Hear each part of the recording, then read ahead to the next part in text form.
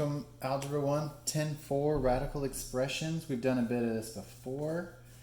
This shouldn't be anything too new for anyone. Let's take a look at what we have going on here.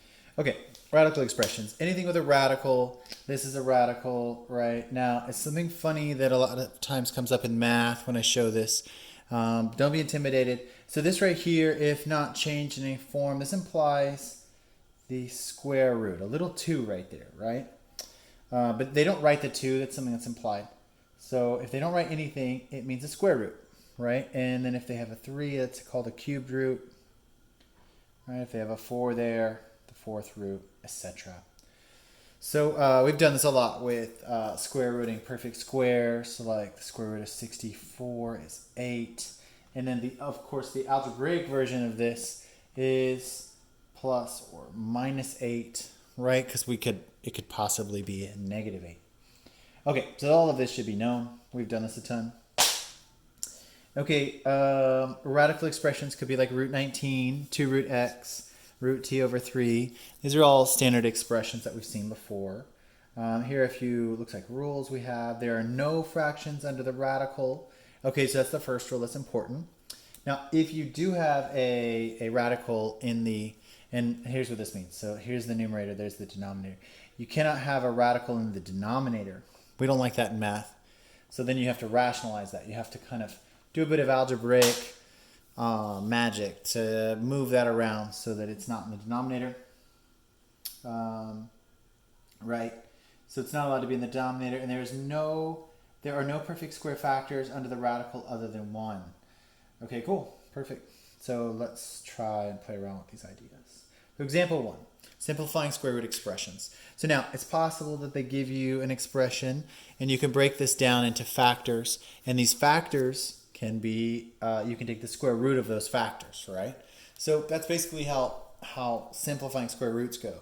So let me just give a quick example. This is what they're saying here. So root of a times b. So they give you something, right? Now they show a, b as factors of whatever they've given, right? So you can break it down into 2 pieces, something times something else.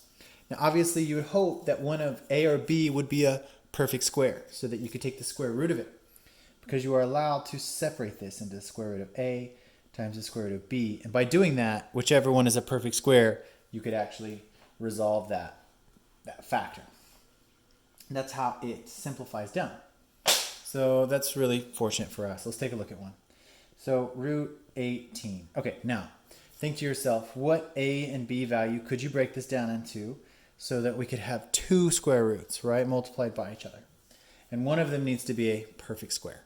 So think to ourselves, dot, dot, dot, dot, dot. We have 1 and 18. We've got 2 and 9. 9's a perfect square. This is wonderful. And of course, we have 3 and 6. Cool. Now, 9 is it. This is what we want. Notice that 9 is a perfect square. Make sure you know your perfect squares quite quickly. So this is like root 2 times root 9. Cool. And you can take the square root of 9, which would just be 3. So you could say 3 root 2. And there you go. That's all there is. Simplifying this. Really easy peasy. So now this does rely on you having a bit of previous knowledge and can quickly factor things. That's important. But it's not too hard. Okay, good.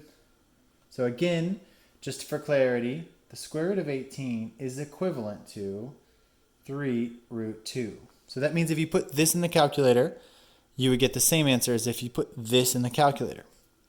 Now, it's kind of hard to get an idea of what the square root of 18 is. You could guess, right? Think about like 2 squared is 4, 3 squared is 9, 4 squared is 16. So you know it's going to be bigger than 4. So you could guess it's around 4 point something, right? But this helps, right? You could say 3 times square root of 2 is like 1.1. So that's another way to estimate quickly. Okay, quotient property of square roots. Okay, this is the next one. So if you could break some square root into its factors, a times b, and then separate it into root a times root b, then it would stand to mean that what if we had the square root of a divided by b, right? Couldn't we also break this down into root a divided by root b? Well, that's what the next one means, right? So here is multiplication, there is division. So this is called the quotient property of square roots. And of course that works just the same.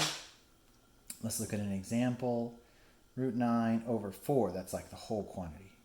So what could we do? We could take the square root of 9 over the square root of 4. Now luckily both of these are perfect squares, right? So this is just going to be what? 3 over 2. You could have done it up there as well, but it helps to see it this way. Makes it a little bit easier. Great. Easy peasy. 3/2. Example 2, using both product and quotient properties. Okay, so let's combine it all together. Root 27 over 4. Oh, excuse me. There you go. There was a good mistake that I just outlined. So that's the whole quantity. What should we do? Well, we should probably say root 27 over root 4. This is a 27. Now, 27, that is not a perfect square, but what could we do on top? We could break this down into what? This is, what could we do? Could we do, what's 3 times 9? Is that 27? Check that out. So root 3 times root 9 divided by 2. You can just take the square root of 4. And then our final answer, of course, is the square root of 9 is 3. You could say 3 root 3 over 2. And there you have it. A little bit out of frame. Let me scooch this down just a touch. There we go. Cool. There you go. Nothing to it. Just a bit of factoring, breaking things into its factors, multiplying, dividing, simplifying. You've learned this before, but this is just a good way to apply all your algebra here. Okay, now, kind of a straight algebra version of this. So the square root of x squared, I know I've talked to you guys a ton about this already, is just clearly what? X, right? Let's try the square root of x cubed. This is a little bit harder. Cool. So let's break this down into its factors, just like what we learned. So this would be like x squared times x, right? And really x times x times x, right? But x squared, you can take the square root of it, right? So this is like the square root of x squared times the square root of x.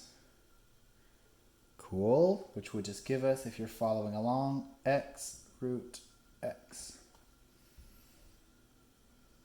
Right, square root of this becomes x, and root x can't be changed. That's all there is to it. Nice little theory. If you understand that, you understand all of this. Okay, let's try a harder one. It says the square root of x to the 4th divided by 16. And that's the whole quantity. So of course we say the square root of x to the 4th divided by the square root of 16. So what is the square root of x to the 4th? What would that be?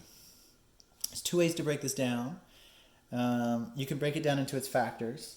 So clearly this is what on top? This is like the square root of x squared times x squared, right? And then you can take the square root of each of these factors. And down here, obviously, you just get 4. So this would be what? This would give us 1x, and this would give us 1x. So we would get x squared over 4. Let's see how this did. X squared over 4. Okay, and they say that's it for those practice problems. So I'll just jump straight over to the homework, be brief.